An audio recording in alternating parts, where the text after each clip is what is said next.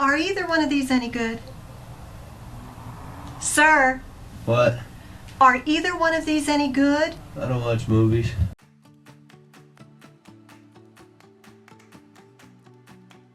Number 10. Reality Bites. Many people have strong memories of the 90s, but the decade was actually filled with quite a bit of sadness and aimlessness. You better do it now, and you better do it fast, because the world doesn't owe you any favors. Generation X was highly criticized at the time, particularly by the baby boomers who preceded them. They were cynical, lazy, and non-committal. Lainey, what are you doing? What are you doing? You lay on that couch all day. Those pajamas are like your uniform. You run up a $400 phone bill. You watch TV, you chain smoke, you don't go outside, you don't do anything. Man, you are in the bell jar. They liked heavy music. They dressed funny. Of course, Gen X didn't see themselves that way, and they made movies to express themselves. Reality Bites is Ben Stiller's directorial debut, and he made a movie for and about Generation X. I was really gonna be something by the age of 23. Honey, all you have to be by the age of 23 is yourself. Yes, their problems and general attitudes still resonate today, but the movie's angsty tone, not to mention fashion, is very much a product of the early 90s, and we are absolutely here for it. Number 9. Swingers. Nowadays, Jon Favreau is writing widely beloved superhero movies and television shows. In the mid-90s, he wrote Swingers. If she didn't like me, okay, I'm gonna fool myself. Baby, don't talk that way. You're so money and you don't even know it. Both excellent, but with totally different vibes. Beginning in the late 80s, America suddenly took an interest in old-fashioned swing music. Don't ask why, it just happened. The swing revival peaked in the mid-90s, and Swingers was made to capitalize on its popularity. And it's you and me and the bottle makes 3 tonight. Thanks, man. Nostalgia is often rooted in fads and crazes because those are the things we remember best about the period in question. Swingers reminds us of the mid-90s because it's centered around the big fad of the time. That and seeing Vince Vaughn in his mid-20s. I've been out of the game for so long, man. It's been like 6 years. Mike, listen, it's hard. I know, I've been there myself. I mean, not for 6 years or anything, but I've been there. Number 8. Wayne's World. Wayne's World, party time, excellent. This movie is pure 90s, both in terms of visuals and pop culture. There's certainly a bit of bleed over from the late 80s, including the very concept itself. Wayne's World started as a sketch on Saturday Night Live, and it debuted during the show's 13th season in 1989. Uh-oh, don't look, Stacy. Where? Oh God, I made eye contact. That said, most people associate Wayne's World with the early 90s. There's the fashion, including the long hair and Garth's plaid shirts, and the movie reminds us of the cultural power that Mike Myers once held. I've had plenty of Joe jobs. Nothing I'd call a career. Nothing screams early 90s quite like SNL, Mike Myers, Dana Carvey, and Lara Flynn Boyle. The music is 70s, the fashion is late 80s, but the movie itself is very 90s. Number 7. Jerry Maguire. This movie dominated the pop culture discussion throughout the mid and late 90s. Help me help you. Help me help you. Everyone was quoting it, and it became the butt of numerous parodies. Of course, there are the iconic quotes including "Show me the money" and "You had me at hello." Shut up. You had me at hello. You had me at hello. Say or remember any of those two and you'll be instantly transported back to the mid-90s. The cast, though certainly wonderful, also reeks of the time. You've got Tom Cruise before he became a mega action star, Renee Zellweger, Jerry O'Connell, and perhaps the biggest symbol of the 90s, Cuba Gooding Jr. It also reminds us of a time when these kinds of smaller and more personal movies became mega blockbusters and major cultural forces. What beautiful nostalgia it inspires. Jerry Maguire, my agent. You are my ambassador, Quan, man. Number 6. Reservoir Dogs. In many ways, Reservoir Dogs has not dated. The fashion carries well into the 21st century. You know, aside from Eddie's neon windbreaker, Quentin Tarantino is still dominating Hollywood, and the music was intentionally old-fashioned. Well, I don't know why I came here tonight. Reservoir Dogs doesn't inspire nostalgia through its images so much as its general style. Tarantino's introduction was both very exciting and highly unpredictable, and his first movie is a masterpiece of independent cinema. Come on, throw in a buck.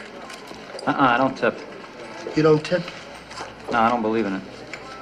You don't believe in tipping? In fact, Tarantino is often credited as one of the forerunners of the independent cinema movement, and this helped change the industry throughout the 90s. This is old school Tarantino, and it is glorious. Who cares what your name is? Yeah, that's easy for you to say. You're Mr. White. You have a cool sounding name. Number 5. Speed. This movie has a great premise, and it's helped by a fantastic cast, a surprisingly smart script, and a terrific sense of nostalgia. Did you have any luck with the bomb? Yeah, it didn't go off. Early 90s Los Angeles depicted in all its nostalgic glory, and the old vehicles really takes one back. But it's the cast that really gets the nostalgic juices flowing. What is that smell? It's gas. We're leaking gas? We are now. What, you felt you needed another challenge or something? You've got young versions of Keanu Reeves, Jeff Daniels, and Sandra Bullock, all of whom were icons of the 90s. There are also some major 80s stars who carried over into the early 90s, including villain actor Dennis Hopper and Alan Ruck of Ferris Bueller's Day Off fame. We're at the airport. Yeah, so? I already seen the airport. It's a classic of 90s action cinema, and it is every bit as enjoyable today as it was back then. Number 4. Falling Down. All things considered, this is one of the smarter movies that Joel Schumacher has directed. As discussed previously, the 90s was a time of general malaise and disillusionment, and it wasn't just Generation X feeling the sting. I'm overeducated, underskilled. Maybe it's the other way around, I forget. In this movie, middle-aged Michael Douglas plays a seriously ticked-off engineer named William. While sitting in traffic, Will snaps and embarks on a rampage through LA, all while commenting on various issues that plagued late 80s and early 90s America. Hey, they lie to everybody. They lie to the fish. But that doesn't give you any special right to do what you did today. It's another nostalgic example of the downcast tone that many 90s movies took against everyday life. Of course, there's also William's adventure through early 90s Los Angeles, and the visuals have more than enough power to generate strong feelings of nostalgia. Look at this sorry, miserable, squashed thing. Can anybody tell me what's wrong with this picture? Number 3. Clueless. This movie takes Jane Austen's Emma and moves it nearly 200 years into the future. It's also one of the most 90s movies ever. Why am I even listening to you to begin with? You're a virgin who can't drive.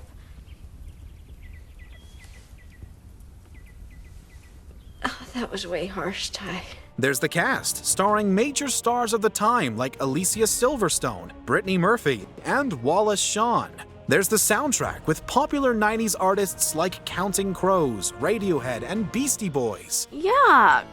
The maudlin music of the university station.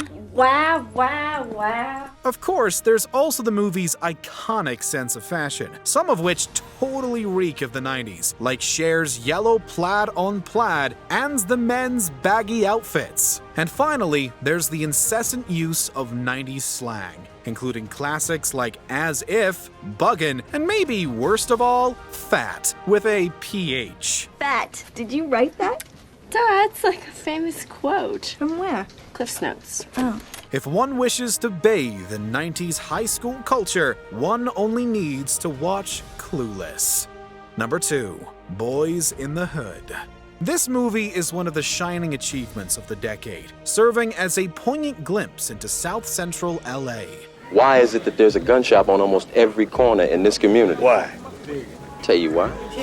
For the same reason that there's a liquor store on almost every corner in the black community. It's also so gloriously 90s, it's not even funny. Nearly every aspect of it generates intense feelings of nostalgia. The cast, including Cuba Gooding Jr. and Ice Cube, the old-school hip-hop music, the hairstyles and outfits, including Gooding's yellow and black button-up that is plastered on the poster, the cars, the gang culture of early 90s Los Angeles. You my son, you my problem.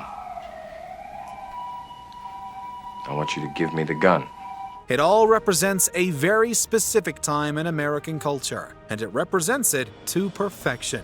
The movie is in the Library of Congress for being culturally and historically significant, and it's not hard to see why. I know every time you turn on the TV, that's what you see. Black people selling the rock, pushing the rock, pushing the rock. Yeah, I know.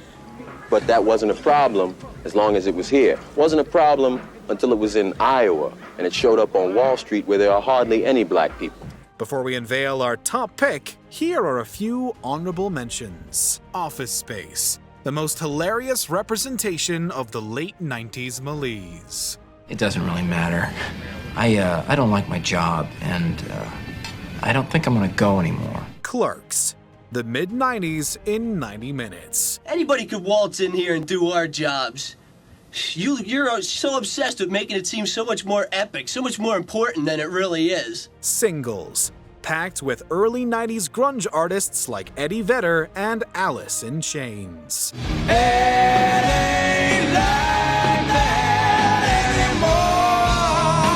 Spice World, the Spice Girls. Need we say more? We're the Spice Girls, yes indeed. Just girl power is all we need. We know how we got this far. Strength and courage in a wonder bra. Rushmore, the first quirky taste of Wes Anderson. Where did you go to school, by the way?